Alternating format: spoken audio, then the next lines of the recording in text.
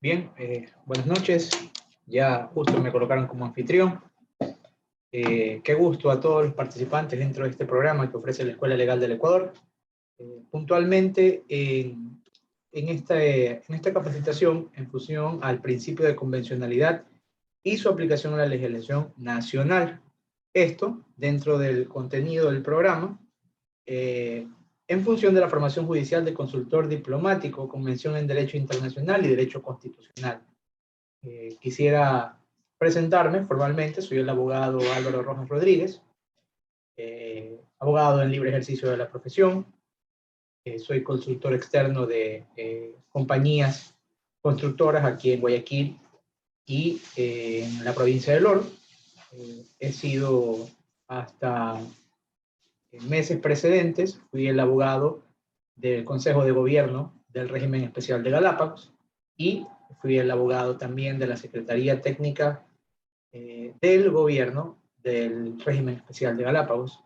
También fui secretario de la Procuraduría Síndica en la Universidad de Guayaquil y también procurador síndico del agua potable en la empresa pública del Cantón Salitre. Entonces, con esta breve reseña, quisiera pues contar con su atención si ustedes gustan presentarse o si tienen alguna inquietud previo al inicio de esta capacitación, pues estoy bienvenido a escucharlos dentro de esta primera sesión. Buenas noches.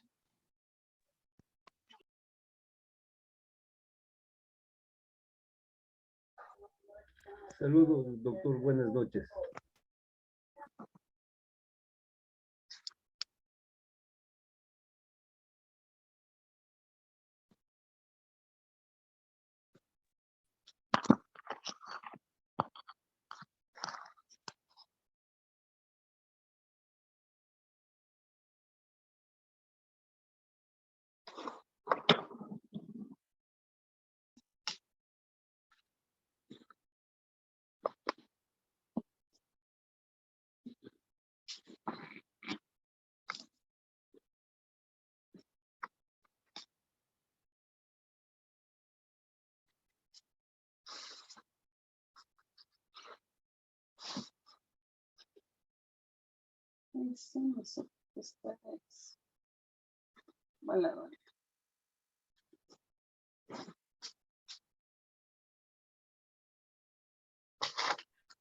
Abogado, tiene el micrófono en silencio.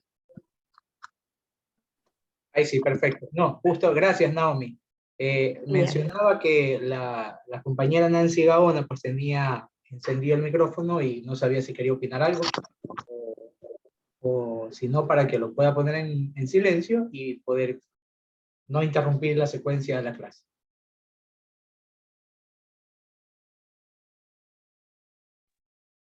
Bueno, estimado, buenas noches. Me presento. Mi nombre es Oscar Cifuentes, soy estudiante de Derecho de la UTEG y bueno, quise realizar este curso porque quiero igual, tengo otros proyectos, entonces me interesa bastante este curso. Realmente no sé mucho de qué es, pero bueno, algo tengo de que me dijeron de conocimientos y quiero realizarlo. De antemano voy a dar todo lo posible y muchas gracias. Perfecto, perfecto, Oscar. Esa es la idea, ¿no? Ir puliendo, en función de esta materia, ir puliendo todos los conocimientos que nos puedan ayudar al desarrollo de nuestra carrera. Cuando yo fui estudiante también, a lo largo de mi carrera, capacitación que yo encontraba, capacitación que yo cogía, porque sabía que al final del día, créanme que esta acumulación de capacitaciones fuera de lo que explica la malla curricular, a uno lo deja despuntado al momento de dar un examen o rendir una prueba. Bien, ¿alguien más? Si no, para ya comenzar. Buenas noches.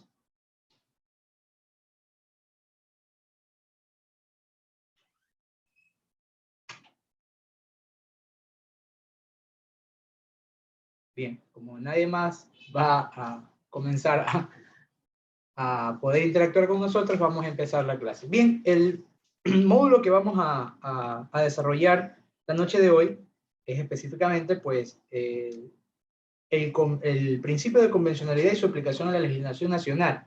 Cuando hablamos del control de convencionalidad, tenemos que partir a raíz de lo que nacionalmente comprende el ordenamiento jurídico ecuatoriano para podernos proyectar hacia afuera.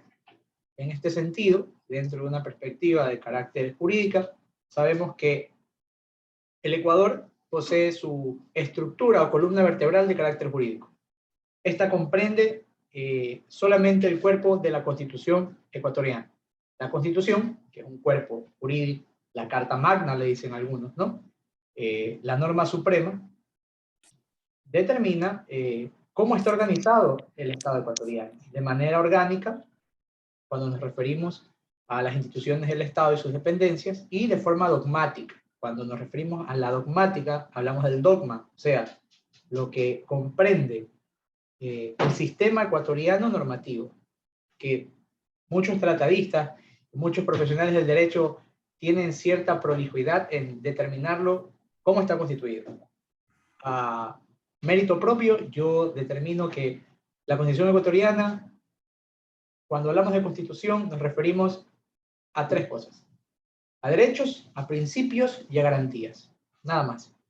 Cuando ustedes van desarrollando su actividad profesional y su actividad académica en materia de derecho y las ramas de la misma, le van a decir que la Constitución está dividida de dos formas: la dogmática y de la forma estructural en base al 425 con la jerarquía de la norma, etcétera, etcétera, etcétera. Para mí, la mejor forma de explicarlo y estudiarlo, grábense esto: la Constitución es una ecuación jurídica que comprende derechos, principios y garantías. Esta Constitución ecuatoriana, aprobada y que entra en vigor a raíz del año 2008, pues está constituida por un preámbulo constitucional, 444 artículos y 30 disposiciones transitorias. Y obviamente hubo una disposición derogatoria, que es la disposición que deroga la Constitución anterior, para que entre en vigencia la nueva Constitución del año 2008. Bien, dentro de esta perspectiva vamos a trasladarnos a lo que yo les he explicado de cómo se la puede graficar, cómo se la puede entender y cómo se la puede explicar. ¿Ya? La Constitución es un sistema de derechos y principios y garantías, y vamos a decir, bueno, ¿qué es un derecho? ¿Alguien de ustedes sabe aquí, o me puede decir, qué es lo que entiende, qué es lo que comprende cuando hablamos de derecho?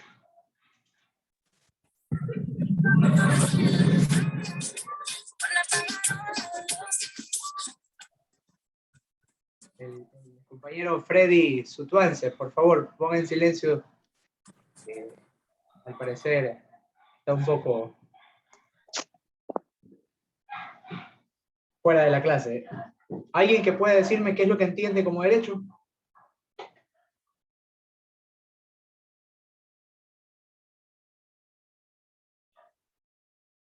Aquí Landino levantó la mano.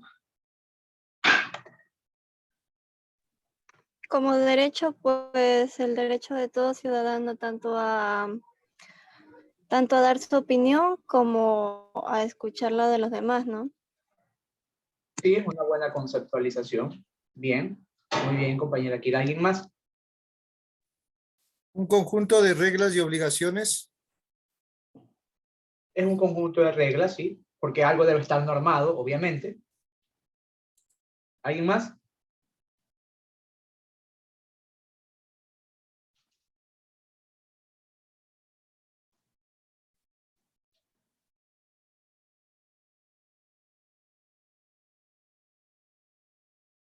Bien. Hay que dejar claros los conceptos para poder desarrollar las ideas, y propiamente dicho, pues, desarrollar la idea y desarrollar el conocimiento científico. Cuando nos referimos a derechos, hablamos de lo inherente al hombre, a un valor del hombre de forma androcéntrica. Estamos hablando del ser humano, no de hombre y mujer. Así que vamos a referirnos al ser humano como tal. Los derechos son presupuestos, son valores humanos. valores humanos, que puede ser material como inmateriales. Por ejemplo, la propiedad, que es algo material, la vida, que es algo no material, pero es un derecho, es un valor jurídico. Y eso es lo que son valores humanos garantizados en un presupuesto jurídico que pueden estar respaldados en un cuerpo normativo que va a permitir y garantizar su ejercicio. Ya le digo, un ejemplo de derechos materiales e inmateriales, podemos hablar de la vida, la libertad, la libre movilidad, el patrimonio, a una familia, a una vivienda, a la vida digna, etc.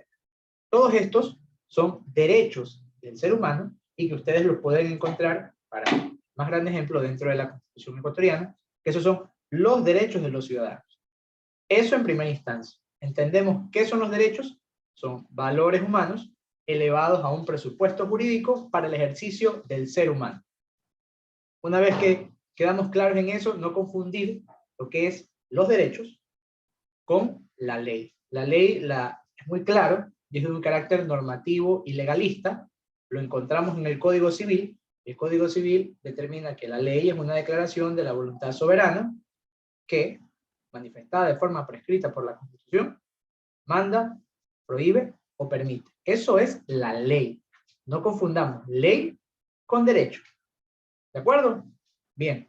No siempre lo legal es lo justo y lo justo es lo legal. Eso será otro concepto que desarrollaremos más adelante, pero es para que ustedes vayan entendiendo nociones no solo de los conceptos, sino de las acepciones que se desarrollan dentro del ejercicio del mismo. Punto aparte. ¿Qué es lo que entienden ustedes por principios? Ya desarrollamos lo que es el derecho. Ahora vamos a desarrollar los principios como tal. Les consulto. Quien levante la mano. Yo estoy teniendo muy pendiente quienes están participando. ¿A qué ustedes denominan, entienden o desarrollan como un principio? A ver, aquí Andino. Bueno, principios hay muchos, porque el principio de la ley sería seguir las normativas y, como quien dice, para que todo cuadre en la sociedad y no haya tales cosas como asesinatos así por la calle. Pero derechos a la vida sería como a una casa y así, ¿no? Así es, así es. Es una connotación de lo que determinamos como principio y como derecho. Sí, me parece muy buena su idea, estimada Kira. ¿Alguien más quiera opinar y solo expresar lo que entiendan? Aquí estamos para aprender y para construir. ¿Quién entiende qué significa un principio? En este caso yo creo que un principio es como la base fundamental para entender cómo funcionan los derechos y garantías que tenemos. Es lo que nos ayuda a poder normar o como tal que ya consten en un cuerpo normativo. Perfecto, perfecto, estimada Penélope Ortiz. Sí, me parece muy, muy bien y muy bueno su desarrollo. ¿Alguien más?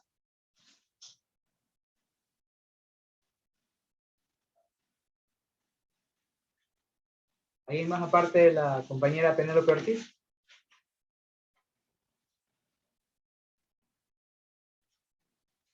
Bien. Entonces, dígame, no, Cristóbal. Son reglas y normas que rigen el comportamiento humano. Perfecto, perfecto. Orientan también. Así es, estimado Cristóbal. Justamente lo que usted nos acaba de decir. Y en contubernio a lo que usted ha dicho, Cristóbal, a lo que ha dicho también la compañera Penélope y la compañera Andino, vamos a desarrollar lo que significa un principio. Un principio, desde el punto de vista constitucional, que es la norma más alta dentro del país, ¿no?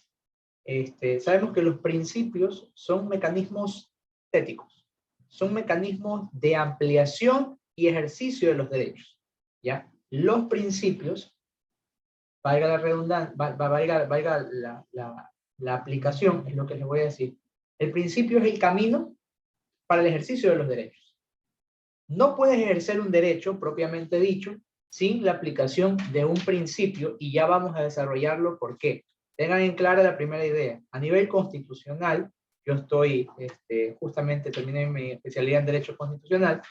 El Derecho Constitucional y la jurisprudencia es muy amplia en determinar de forma concreta que el principio es el camino a seguir para el correcto ejercicio de los derechos, y que es imposible, lo ha dicho el mismo Ramiro Ávila Santamaría, y distintos autores ecuatorianos en materia de derecho constitucional, que es imposible la existencia de un derecho sin un principio per se. El principio es el mecanismo para la aplicación, la protección y el amplio ejercicio de los derechos. Y ya vamos a ampliarlo después de la siguiente conceptualización. Hemos determinado un derecho, un principio, y ahora vamos a la última etapa, que es la garantía. Yo les consulto nuevamente, ¿qué entienden ustedes por garantía? Y desarrollamos el concepto dentro del mismo esquema. ¿Qué entienden, chicos? ¿Qué entienden por garantía? ¿Qué han escuchado? ¿Qué tienen en la cabeza por lo que puede ser una garantía?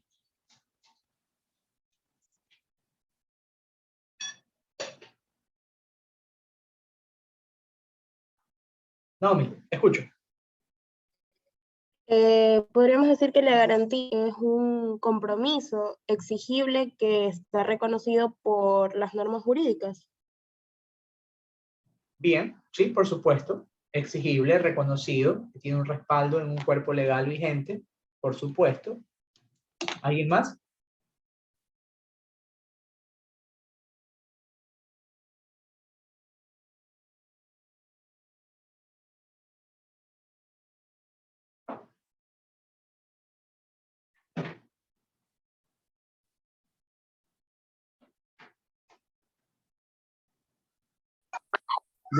Doctor, ¿está haciendo hincapié usted en garantías constitucionales? En la garantía como tal. Una fuente constitucional.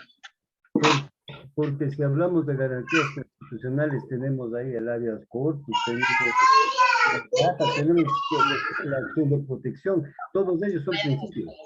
Por supuesto, estimado Cristóbal, y eso es a lo que iba a ampliarlo. Y usted está al día, entonces usted ya lo dejó más claro y yo lo voy a puntualizar un poco más. ¿Alguien más iba a hablar o se le activó el micrófono aquí en Ballester? ¿Qué dice? ¿Ah? Creo que alguien quería interactuar por Kim, pero bueno. Bien, vamos a desarrollar lo que entendemos por garantías. Sí, Naomi nos dijo que tiene que ser una manera de garantizar, valga la redundancia, o respaldar en un cuerpo legal que se cumpla algo determinado. Y el doctor Cristóbal también nos ha dicho, bueno, pues si hablamos de garantías netamente constitucionales, encontramos el habeas corpus, encontramos la acción de protección, la acción extraordinaria de protección, la acción de habeas data, la acción de acceso a información pública, todo este tipo de acciones constitucionales que se determinan como garantías jurisdiccionales y que se encuentran dentro del catálogo de la Constitución ecuatoriana y a su vez nos redirigen a la Ley Orgánica de Garantías Jurisdiccionales y Control Constitucional, que es la norma que regula este tipo de garantías. Pero de manera genérica, ¿qué es una garantía? Las garantías son los mecanismos de protección, en primer lugar, de tutela y de reparación de los derechos. Ejemplo, para que nosotros podamos tener un derecho y ejercer ese derecho de manera correcta, necesitamos una garantía, que es un sistema que las protege para evitar que causen daño, que les causen daño, y que cuando son transgredidas o dañadas, exista una vía expedita, una vía jurídica para que garanticen no solo su ejercicio, sino su reparación. En este sentido, tal y como lo dijo el compañero Cristóbal, existen las garantías en la Constitución, y son tres tipos: las garantías normativas, las garantías jurisdiccionales y las garantías de políticas públicas. Eso positivizado. Recordar esto, cuando usamos el término de positivizado, significa que está escrito. Todo lo que está escrito es positivo, derecho positivo, positivizado. Entonces, escrito, vamos a encontrar en la Constitución los tres tipos de garantías. Y la doctrina nos enseña otro tipo de garantías, el cuarto tipo de garantía, que son las garantías institucionales. Estas garantías institucionales, vamos a explicar las tres vigentes y lo que dice y lo que significa lo que nos enseña la doctrina, que es una fuente del derecho. Las garantías normativas son mecanismos constitucionales que permiten que toda norma creada, ustedes saben quiénes son los que crean normas, quién tiene capacidad legislativa, el legislativo, que es la Asamblea Nacional, y ciertos organismos independientes que generan normas. Los municipios que puede ser la norma jurídica, si es... bajarle 2 veces la villa es del siglo XVI. Hola, bueno, ya nos pusieron en mute. Bien, tratemos de tener el control de los micrófonos porque nos desviamos del punto que estamos desarrollando. Reitero, les explicaba, las garantías normativas es el mecanismo que existe en el Estado ecuatoriano para que todo ente creador de norma, cuerpo legislativo, garantice, ¿ya?, que todas sus resoluciones, ordenanzas, leyes y demás normas jurídicas que estén capaces de crear estén acorde a los derechos establecidos en la Constitución. Ninguna norma, ninguna resolución, ninguna ley puede ir contrario al ejercicio y pleno ejercicio de los derechos establecidos en la Constitución y en los instrumentos internacionales de derechos humanos. Esa es la garantía normativa. Cuando hablamos de garantías jurisdiccionales, es lo que nos explicó el compañero Cristóbal. Las garantías jurisdiccionales, ¿no?, que están establecidas en la Constitución y la Ley Orgánica de Garantías Jurisdiccionales y el Control Constitucional, son acciones específicas. La acción de habeas data, la acción de habeas corpus, la acción de acceso a la información. Hola. Bien. La acción de acceso a la información. Y son seis acciones que están en la Constitución. Dentro de esa perspectiva, cada acción garantiza o protege un derecho. Por ejemplo, cuando nos referimos a la acción de acceso a la información pública, protegemos netamente el derecho a la información y al acceso de la misma. Cuando hablamos del habeas corpus, o tráiganme el cuerpo, que se traduce del latín, el habeas corpus protege la libertad y protege la vida de quien ha sido procesado o detenido de manera ilegal o ilegítima. Y así cada acción. La acción de protección protege todos los derechos que no estén establecidos en las otras acciones. Si usted tiene otra acción para interponer puntualmente por un derecho, la interpone. Pero si es un derecho que no incluye esa, va por la acción de protección. La acción extraordinaria de protección protege los derechos constitucionales en las sentencias. Si una sentencia vulnera derechos constitucionales, usted debe acudir a esa garantía que se llama la acción extraordinaria de protección. Y así sucesivamente, cada acción tiene su finalidad. Cuando hablamos de las garantías de políticas públicas, la tercera garantía que encontramos en la Constitución, nos referimos a los procedimientos que posee la Constitución para que todo el accionar por parte del Estado ecuatoriano y las políticas públicas que determinen para generar acciones o proyectos de desarrollo dentro del país estén acorde a los derechos constitucionales. Si se dan cuenta, todas las garantías, que son las tres que les he nombrado, las tres garantías solo tienen un eje central, y es la protección y el ejercicio de los derechos. Derechos. Bien. Cuando nos referimos a la garantía, la cuarta garantía que les expliqué, que es la garantía institucional, los doctrinarios han desarrollado esta idea jurídica de que las instituciones propiamente dichos son entes que viven en la naturaleza jurídica del hombre. Por ejemplo, una institución plenamente conocida por todas es la Contraloría General del Estado. La Contraloría General del Estado es el ente de control de la cosa pública, de los recursos públicos, del accionar público, que es un veedor y a la vez también es sancionador cuando la acción de la administración pública conlleva a un detrimento o erosión de la norma, cuando se cometen ilegalidades, ¿ya?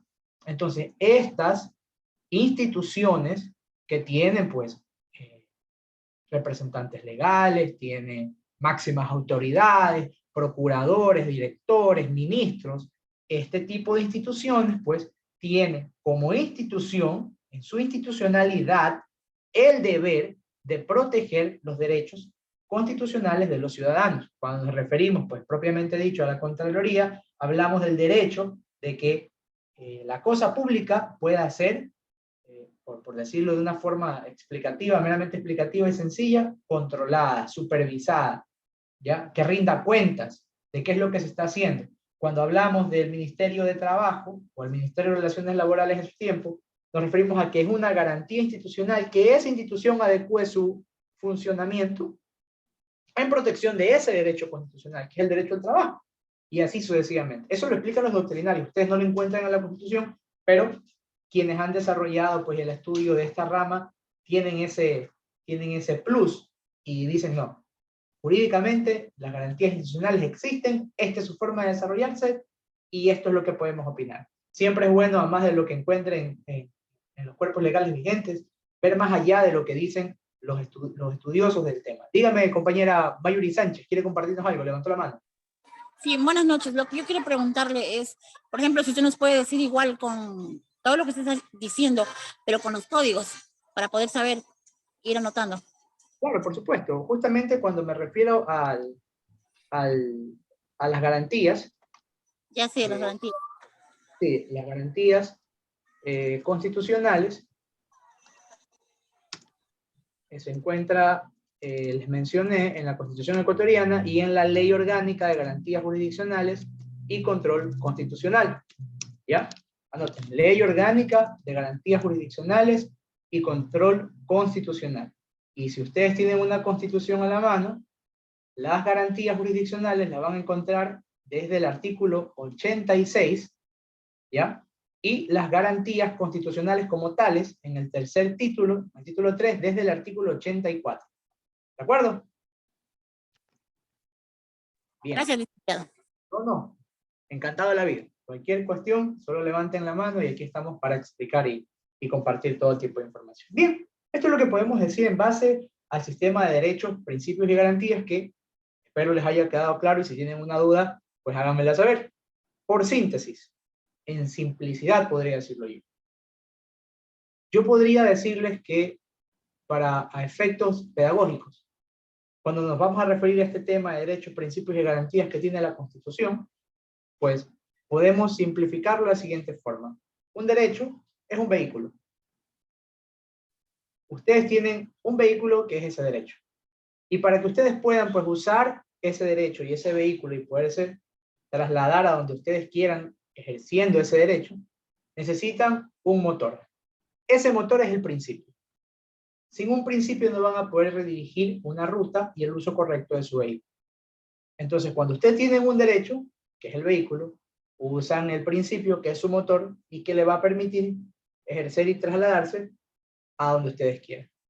Pero ustedes, en ese correcto accionar que tienen, pueden encontrarse una vulneración en su derecho, o que ustedes se accidenten, o que les roben el carrito. ¿Qué tienen para eso? Un seguro. ¿Cuál es el seguro? La garantía. Las garantías son los mecanismos que permiten la protección del derecho y el ejercicio mismo. Cuando nos referimos a los principios, les di los artículos de las garantías, los principios de aplicación de los derechos los encontramos desde el artículo 11 de la Constitución. El artículo 10 nos determinan los sujetos de derechos que existen en el país, que en este caso son 4, las personas, los pueblos y las nacionalidades, los colectivos, y por último, la naturaleza. Esos 4 son los sujetos de derechos que reconoce el Ecuador como tales, y a raíz, ese es el artículo 10, y en el artículo 11 ustedes encuentran los principios de aplicación de los derechos. Ahí dice, principios de aplicación de los derechos. Y dentro de ese catálogo de articulados, usted encuentra el principio de no discriminación, el principio de prevalencia de los derechos, el principio de aplicación directa, y etcétera, etcétera, etcétera, que podremos revisarlos más adelante, con más minuciosidad, pero a efectos de dar unas grandes zancadas para poder explicar de mejor forma, esa es su descripción. ¿Alguna duda o alguna consulta que les haya quedado, que quieran realizar? Este es el momento, queridos compañeros.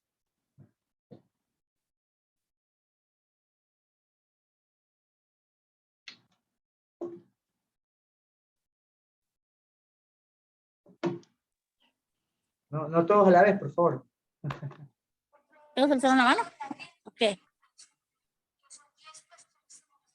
A ver, para hacer la pregunta, ¿solo hay que alzar la mano o podemos interrumpir? No, lo idóneo es primero levantar la mano, pero tiene la palabra, dígame. Ya, sobre el vehículo que se dice que tiene, por ejemplo, el seguro de garantía, pero ese seguro solo existe cuando se compra en la casa, y cuando ya compramos un vehículo usado, ya no existe el seguro. Me parece correcta su análisis, pero nosotros hablamos del vehículo de casa porque adquirimos el catálogo de derechos desde que somos ciudadanos ecuatorianos.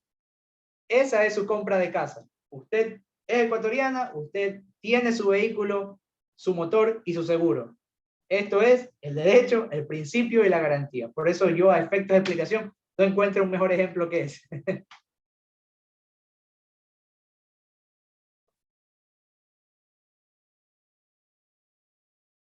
¿Alguien más? ¿Alguna duda? ¿Algo que quieran ampliar?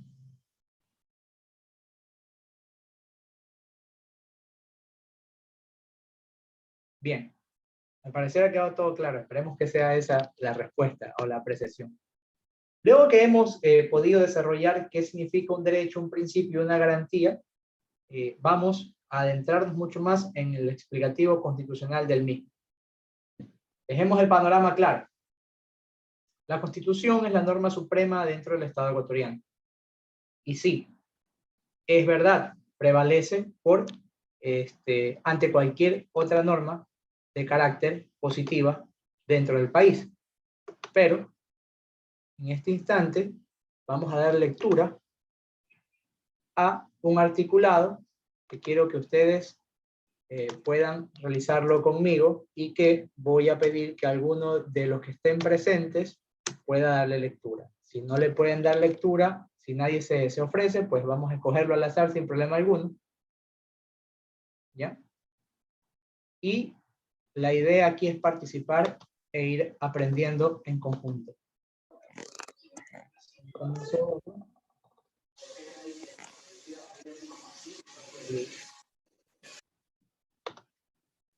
A ver, chicos.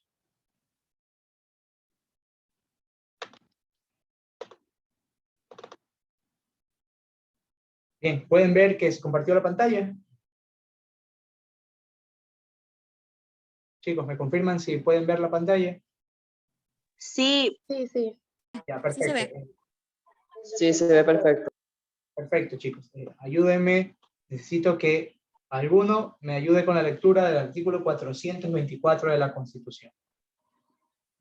Dice, a ver, el artículo 424 de la Constitución es la norma suprema y que prevalece sobre cualquier otra del ordenamiento jurídico. Las normas y los actos del poder público deberán mantener, a ver, ya no vi, conforme. ¿Será que le pueden ver un poquito? No veo desde el teléfono. Ah, no se preocupe, no se preocupe, denme un segundo. Un segundo. Ahí puede verle mejor. 424. ¿Ahí? ¿Puede verlo mejor o no? Abogado, ¿le puedo ayudar si desea?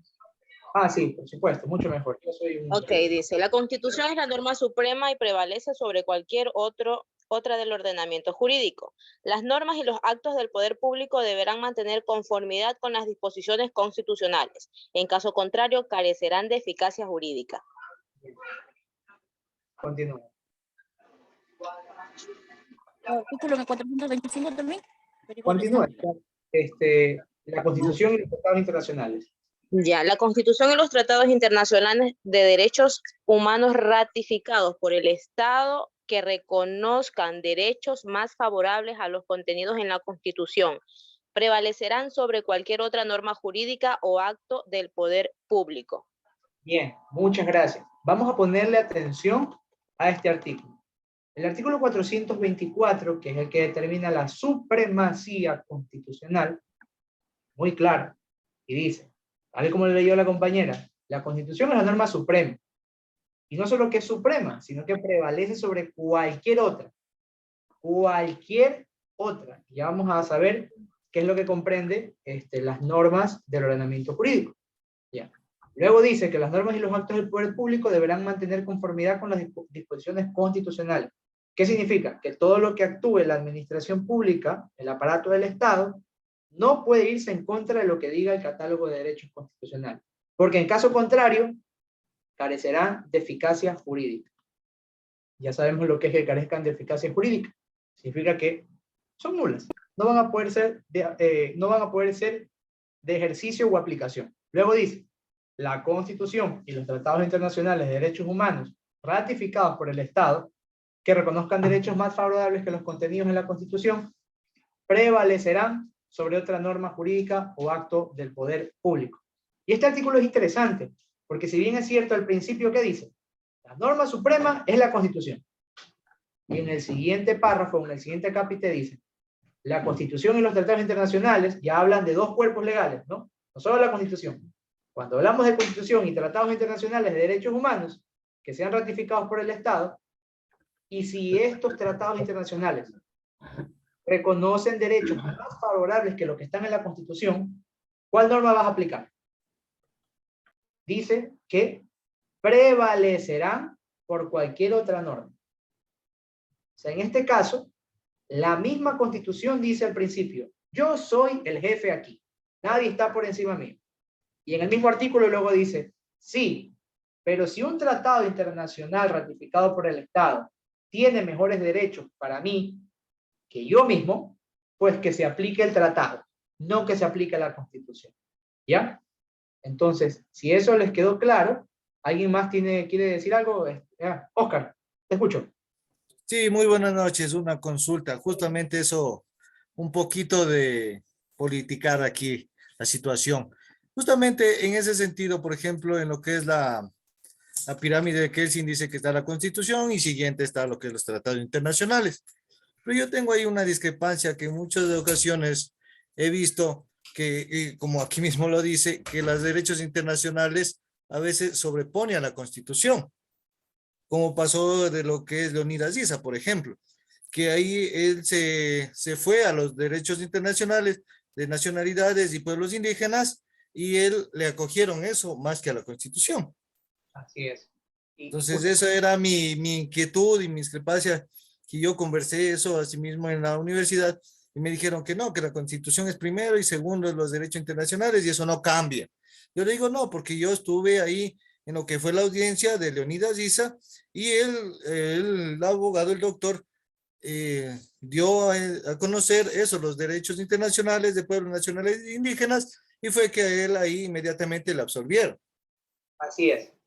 Así es. Justamente ahorita veo que en el siguiente párrafo menciona eso, que sí se puede que los derechos internacionales estén lo más favorable.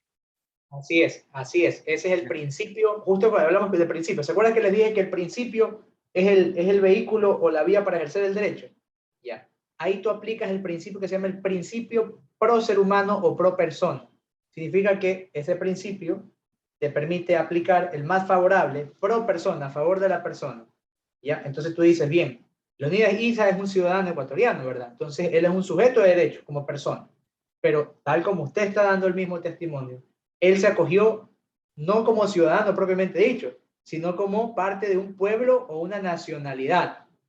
Entonces aplicó el derecho internacional y dice, no, si yo soy soy un presidente de los pueblos indígenas, entonces a mí tienen que juzgarme en base a esta norma, más favorable. Y listo. Y es perfectamente aplicable. Usted lo vio en la audiencia y el artículo 10, se los voy a demostrar en este instante. Permítanme un segundo. Gracias por su acotación. Muy prolija y muy acorde a la realidad, ¿no? Lo mejor que es aprender es con las cosas que están pasando en el país y que la gente puede palparlo. Estimado Oscar Cifuentes, justamente el artículo 10 de la Constitución, que ustedes lo están viendo en este instante, señala quiénes son los sujetos de derecho en el país. Y ahí lo dice, las personas, comunidades, pueblos y nacionalidades. Aquí está. Son titulares y gozarán de los derechos garantizados en la Constitución y en los derechos internacionales. Ahí está, clarísimo. Por eso es que el señor Leonidas Issa pudo aplicarlo dentro de su proceso. ¿Bien? ¿Alguna duda o alguien más quiere acotar? Muchas gracias. Me despejó la gran inquietud y lo que tenía, que yo discrepé bastante en lo que fue allá, pero me dijeron que no, que de acuerdo al triángulo de Kelsen, Constitución, Entonces, no, Claro. creo que no. Ahorita tranquilamente la Constitución mismo lo dice. Entonces, sí, muchas gracias. Y disculpe por estar mucho diciendo eso, preguntando mucho. Espectacular. Permiso, doctor. Participe. Si me permite, doctor, un minutito. Por supuesto, por supuesto. Gracias.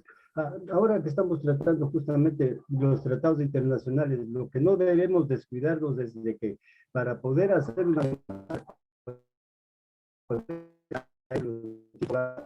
Estimado Cristóbal, podría repetir que se le cortó el audio. ¿Podría repetir, por favor? Gracias. Sí, doctor. Sí, doctor. Lo que decía es que en los tratados internacionales, para poder hacer cualquier demanda, se requiere que el país sea suscriptor de la norma, de los tratados internacionales.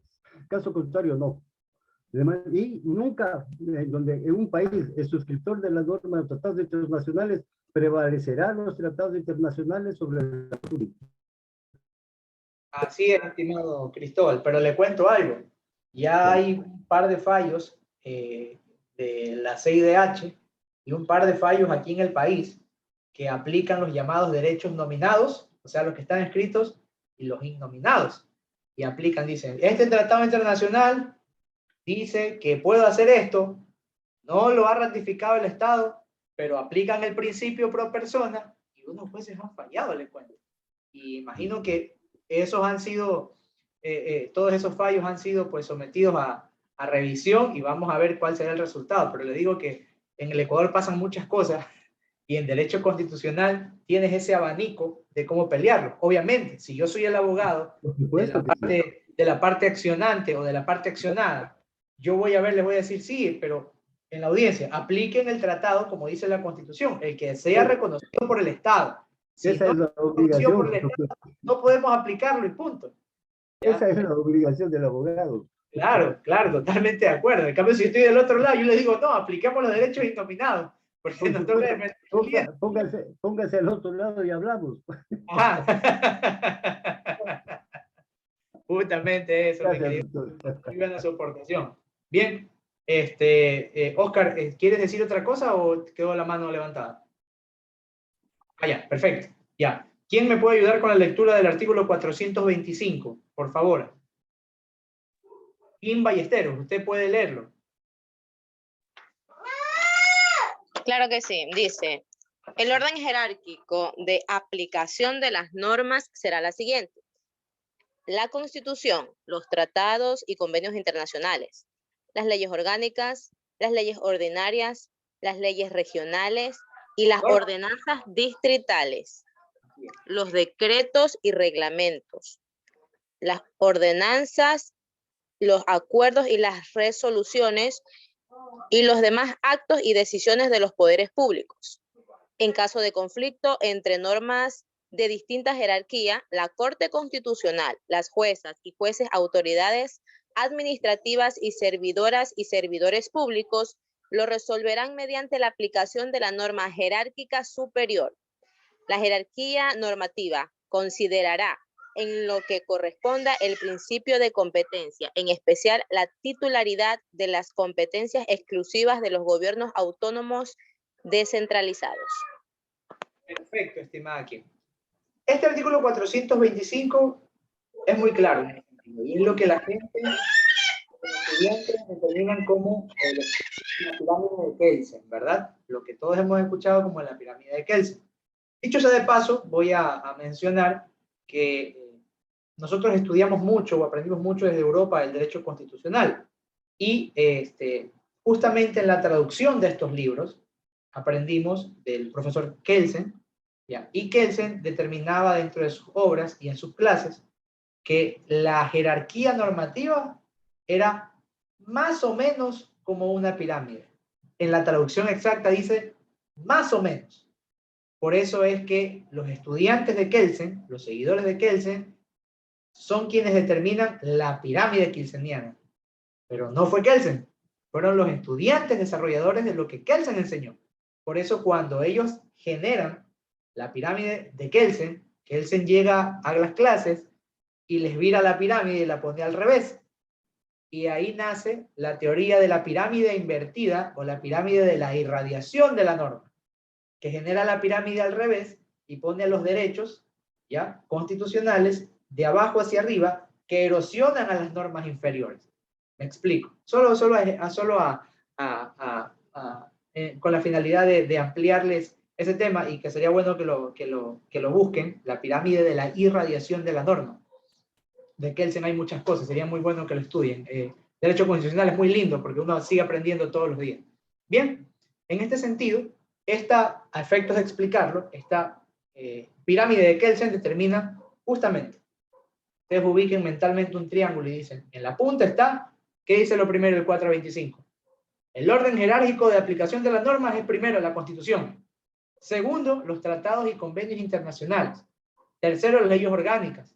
Cuarto, las leyes ordinarias. Quinto, las normas regionales y ordenanzas distritales.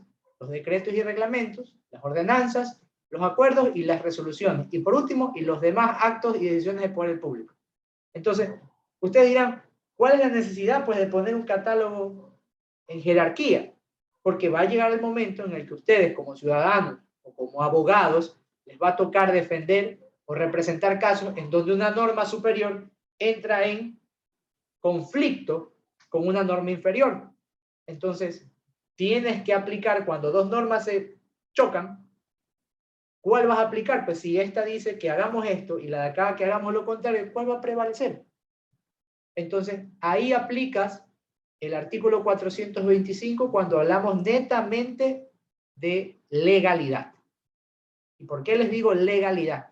Porque en el artículo 424, como lo leímos hace un momento, dicen que la Constitución es lo más grande. Entonces tú ya estás escuchando y tú ya hablas de jerarquía. Cuando dicen que la más alta es la Constitución, en el 424 tú dices que prevalece. Y luego el mismo artículo te dice, pero si la que está abajo en el 425, en el 425 dice Constitución y tratados internacionales. Y en el 424 dice, sí, la Constitución está primero, pero si los tratados dan más derechos, pongamos a los tratados arriba. Entonces tú te das cuenta que en materia de derechos, en materia de legitimidad, no de legalidad, ¿ya? Quien va a prevalecer siempre es la norma que mejor te garantice un derecho. No sé, voy a poner un par de ejemplos que yo he podido encontrar y que les voy a compartir a efectos de que ustedes puedan, pues, en su tiempo, profundizarlo o analizar. Por ejemplo, ¿qué ustedes entienden por la presunción? Díganme, ¿qué entienden de presunción? Suponer, especular. Perfecto, es una suposición, es una especulación. ¿Alguien más? ¿Qué sabe que es una presunción? Por ejemplo, se presume que todos quieren responder ahorita. ¿Qué es una presunción?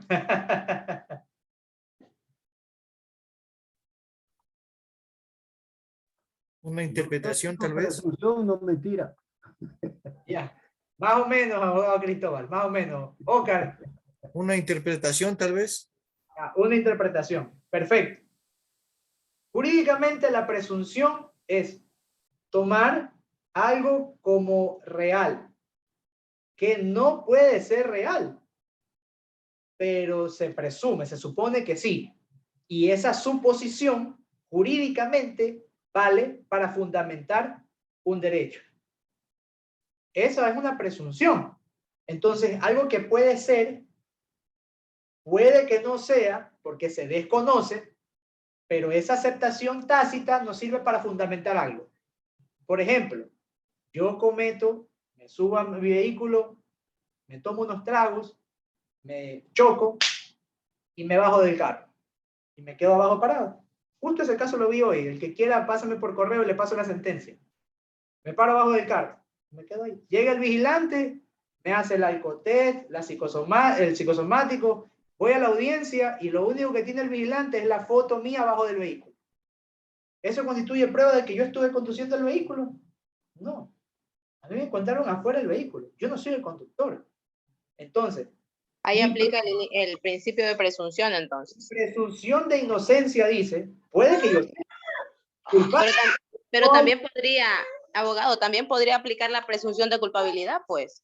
No, porque usted está investida del estado de inocencia, es un derecho constitucional. Es lo que yo expliqué hace rato, hay un catálogo de derechos. Entonces, yo soy inocente hasta que la administración pública me demuestre lo contrario. Si no, yo sigo siendo inocente. ¿Me explico? En esos ejemplos usted encuentra en un ejemplo práctico lo que es una presunción. Se presume. Por ejemplo, en el artículo 424 dice que, y en el 425, que la Constitución está más arriba y que luego van los tratados. Pero en caso de que sea al revés, en caso de que una norma me favorezca más como ser humano en derechos, prevalece la otra. Y esto estamos hablando de un ejemplo entre la Constitución y un tratado internacional, pero también sucede con normas inferiores y les voy a explicar por qué. Ustedes aquí en la Constitución encuentran la presunción de inocencia y el artículo 11, que les expliqué que están los principios para aplicar los derechos. Uno de los principios son el principio de aplicación directa a los derechos. Y a los derechos se los entiende, a la norma constitucional, de forma positiva, tal cual como están escritos. Tú tienes que aplicar la norma como está escrito.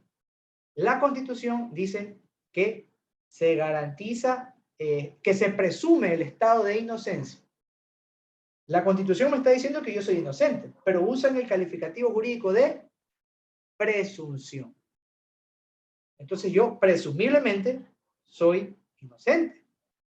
Pero si usted se va a una norma inferior, en materia penal en este caso, usted se va al Código Orgánico Integral Penal, el Código Orgánico Integral Penal, dentro de sus principios, los principios procesales del derecho penal, creo que está en el artículo 5, dice, inocencia, 2 puntos, se garantiza el estado de inocencia. Entonces, la norma de carácter orgánica, que está, si usted ven, en el 425, primero Constitución, luego tratados internacionales, luego leyes orgánicas. Está en el tercer renglón, así, Constitución, tratados y COIP, por decirlo así, que es el Código Orgánico Integral Penal. El COIP, que está aquí más abajo inclusive, positivamente, o sea, por escrito, me dice que yo soy inocente. Y la Constitución dice que se presume mi estado de inocencia. Entonces, normativamente, ¿cuál vas a aplicar en un proceso penal? Vas a aplicar la del Código Orgánico, porque textualmente la norma te garantiza más derechos que lo que te garantiza la misma Constitución. Pero son 2 normas que hablan de lo mismo, de la inocencia, pero estas 2 normas se refieren a la misma situación jurídica en diferentes condiciones. Y repetimos la lectura de lo que dice el 425. En caso de un conflicto de normas de distinta jerarquía, en este caso, la Corte Constitucional, las jueces y jueces, autoridades administrativas, servidores y servidores, lo resolverán mediante la aplicación de la norma jerárquica superior. Pero el 424 dice que, el derecho que en materia de derechos, como el derecho a la inocencia, se aplica la norma que mejor permite el ejercicio de los derechos. Entonces, en este sentido, quiero que les quede claro lo que la llamada pirámide de Kelsen establece en normas legales, muy fijo, esta es la mayor y esta es la menor, pero cuando hablamos de derechos, tenemos que aplicar la norma indistintamente de la jerarquía, sino la que mejor favorezca el ejercicio de los derechos. Y cuando ustedes leen el último acápite del artículo 425, aquí que dice la jerarquía normativa considerará en lo que corresponde el principio de competencia, en especial la titularidad de las competencias exclusivas de los gobiernos autónomos descentralizados. Y esto es un conflicto que, si bien es cierto, cuando nos referimos a lo que hagan los gobiernos autónomos, ¿qué entienden ustedes por un gobierno autónomo descentralizado? ¿Qué se les viene a la mente? Me parece que Oscar... Municipios. Los municipios. Así es, un municipio, una junta parroquial, una prefectura. Entonces, ustedes están en distintos puntos del país. Y para ponerles un ejemplo práctico, porque no hay mejor forma de aprender que con un ejemplo práctico. Ustedes deben estar en distintas ciudades del país. Y cada municipio ahora tiene, al menos en la mayoría del país, la competencia del tránsito. Antes era la comisión de tránsito quien te ponía la multa de tránsito, el vigilante o el policía, ¿verdad? Y ahora los municipios tienen sus propios agentes de tránsito que también ponen multas. ¿Ya? Oscar, dime, ¿quieres decir algo? Justamente ahorita lo que están hablando un poco de tránsito. Pues, por ejemplo, bien es cierto, el COIB está en tercer lugar, primero la Constitución. Pasó un caso aquí con mi primo, por ejemplo, no sé si esto viene a colación o no. El hermano tiene un taxi. Él sabe manejar también, pero solo tiene el Sportman. Y lo que pasa es que justo el papá tuvo un accidente y casi se vuela la mano. Entonces él cogió el taxi, obviamente, para ir a socorrerle. Y el señor agente de tránsito le dijo que no. O sea, le detuvo y le sancionó, porque simplemente no estaba con la licencia qué es. ¿Ya? Entonces ahí mi consulta es, ¿cuál aplica?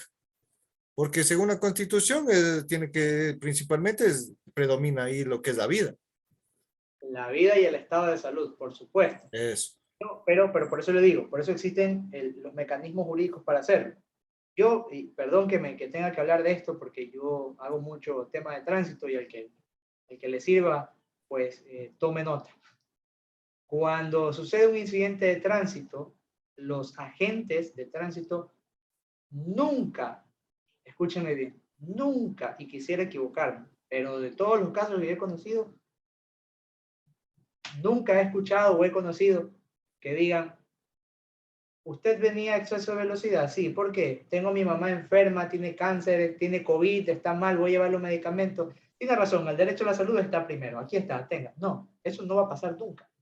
El agente de tránsito está formado para controlar el tránsito. Él ve un exceso y multa. Es parte de su deber, que jurídicamente es lo que vamos a hablar del control de convencionalidad. Los agentes, o sea, los funcionarios públicos están obligados a cumplirlo, pero no los cumplen. Y por eso existen los procesos de impugnación de multa. Ahí usted coge la multa. Yo recomiendo, al que quiera que le sirva, mejor. Usted tiene un buen justificativo, una prueba, haga que lo multen. Haga que lo multen, que le den la boleta. Y desde que usted le dan la boleta, tiene 3 días para impugnar. Y usted le presenta con un documento, con una foto, con una receta médica al juez. Señor juez, por un estado de necesidad, el derecho a la salud de mi padre, de mi madre, de mi hermano o mío, se encontraba en peligro. Y una norma superior no puede verse, pues, lastimada, erosionada, en detrimento por una norma inferior. ¿Qué era mejor? ¿Que yo cargue mi licencia o que yo le salve la vida a mi padre? Entonces, el juez debe ponderar en derecho y resolverlo así. Y se los digo porque yo me dedico también al tema de tránsito, porque tú trabajas mucho en materia constitucional con el tema de tránsito. Entonces, eso, imagino, cuando la Escuela Legal del Ecuador me contrate para un tema de tránsito, ahí nos veremos de nuevo. Pero ahorita vamos a hablar de derecho constitucional. Oscar, ¿alguna otra? Eso era mi inquietud y, o sea que, disculpe lo que siempre pregunto. Entonces, cojo la sanción y inmediatamente prosigo. Pero si ella me dice que no, o igual yo cojo y me tengo que ir porque igual tengo un buen justificativo y un buen argumento en el cual puedo litigar. Así es, totalmente de acuerdo, estimado Oscar. Tiene que realizar la debida impugnación de multa y porque no solamente, bueno, en ciertos casos, en la mayoría de casos ya no, que te multaban y te quitaban los puntos. Tú pagabas la multa, pero los puntos no volvían. Cuando tú le impugnas y ganas la impugnación, pues se abstienen del cobro, coactiva y reducción de puntos. En los Claro. que aún se puede decir. Sí, claro, desde el 10 de agosto ya cambió eso en 2021. Así es. Muchas gracias. Estimado Diego Quiroz, te escuchamos. Doctor, buenas noches. Mi consulta era referente a su ejemplo. ¿Qué pasa si yo voy a un exceso de velocidad y por ejemplo, me para un vigilante y tengo la justificación? Es que a mí me pasó eso hace como unos 3 años atrás y sí manejé con velocidad, pero era por un tema de salud. Entonces, aunque tuve la justificación, me citaron. Ahí, como ejemplo, ¿cómo impugno si el vigilante me dice lo contrario? ¿O tiene la prueba de lo contrario? No, el vigilante, escuchen, la única prueba que tienen los vigilantes es la multa. Casi nadie toma fotos, graba, nada. Usted coge la multa y la presenta ante un juez. Ese es el proceso de impugnación. O muchos GATS, como les dije, muchos GATS tienen ya sus propias unidades de movilidad y ahí haces tu procedimiento de impugnación de multa de tránsito. Y usted le da, vea, aquí estaba mi receta médica, no sé, un certificado médico de que ese día tuvimos un incidente, o usted se estaba transportando de llevar a una casa de salud y allá le saca el certificado y se lo muestra al juez como prueba. Aquí está, y aduce un estado de necesidad. Punto. Se acabó. Esto. Perfecto, doctor, gracias. Los primeros días hábiles. Bien, listo. Entonces, volviendo al tema de los GATS. ¿Por qué les dije los GATS? Y les puse el ejemplo del tránsito. Hay multas que los mismos municipios han puesto por invasión a los carriles exclusivos. Como en el caso de Guayaquil, que existe la metrovía. ¿Ya? Invadir un carril de la metrovía es una multa sancionada por ordenanza municipal. Pero esa contravención también existe en el Código Orgánico Integral Penal, que es la invasión de carril exclusivo. Y ahí uno dice, ordenanza municipal, Código Orgánico Integral Penal, ¿cuál es de mayor jerarquía? El COIP. Entonces, ¿usted qué va a decir? Voy a aplicar el COIP. Sí, pero la Constitución es clara y dice, la jerarquía normativa considerará en lo que corresponda el principio de competencia. ¿Y quién tiene la competencia del tránsito dentro de los cantones? Son los municipios. Entonces va a prevalecer la que expida el municipio dentro de lo que compete a su competencia por territorialidad. Y justo lo dice, la jerarquía normativa considerará en lo que corresponda el principio de competencia, en especial la titularidad de las competencias exclusivas de los gobiernos autónomos descentralizados. Entonces, para que entendamos este artículo. Bien, dentro de esta perspectiva que hemos... Cristóbal, ¿quieres darnos una opinión?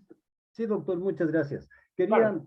Quería contar algo nomás, que es muy importante a todo lo que usted indicó. Es exactamente, no hay cosa más clara que lo que usted nos dijo, pero no también a todas las personas que cuando van a impugnar una multa de tránsito, no pueden ir sin la prueba que avale el hecho, porque no le niega.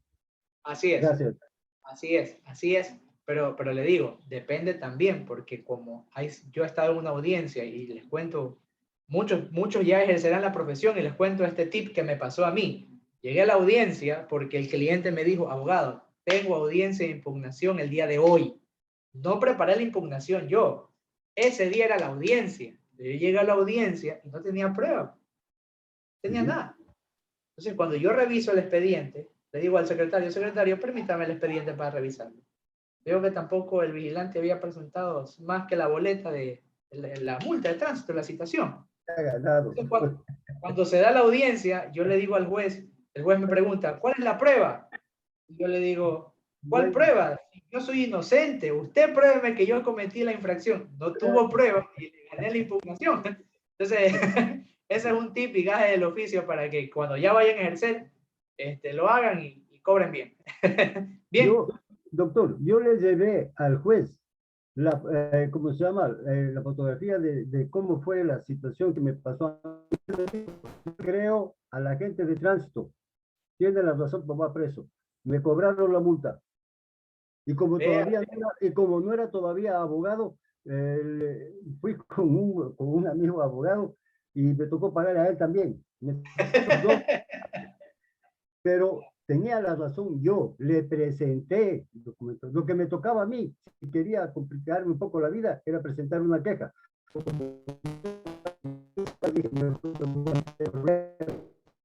Claro. Esas cosas a veces suceden, pero así son las peleas aquí. Ya ahorita el juez se encuentra con usted ahorita y ya usted le gana 20 audiencias. Yo estoy seguro de eso. Yo creo que sí, yo creo que ahora sí, porque pelearía perfectamente bien, podría con todo el asunto, pero la gente de tránsito le creo yo a él, no a usted.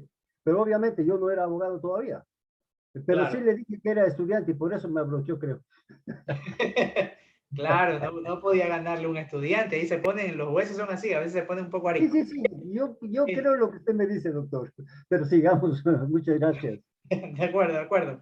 El compañero Hollingsworth Rockefeller, ese es su nombre, Hollingsworth. A ver, digan. Compañero Hollingsworth, ¿tiene la mano levantada? Hola, ¿cómo está? Muy buenas noches, compañeros. Muy buenas noches, doctor. Espero se encuentren muy bien todos. No, que de hecho tengo una duda. Lo que pasa es que hay un problema de un amigo. Es un tema civil, de hecho, que él le prestó $2,000 a una señora y $1,000 a otra señora. Entonces, él quiere poder cobrar ese dinero, pero el problema es que él no tiene un documento que le otorgue como pruebas para poderle cobrar a estas personas. ¿Qué puede hacer en ese caso, doctor? No hemos aperturado el sistema de consultas, pero vamos a responderle. No, de hecho usted está representando a mi mamá. De hecho, usted está representando a mi mamá. Para poder sí, digo, pero de hecho usted está representando a mi mamá. Un caso. Bueno, tendría que revisarlo. Sí, sí. Creo que ya recuerdo, sí, pero le digo porque este no es el espacio, ¿no? Por los Sí, compañeros.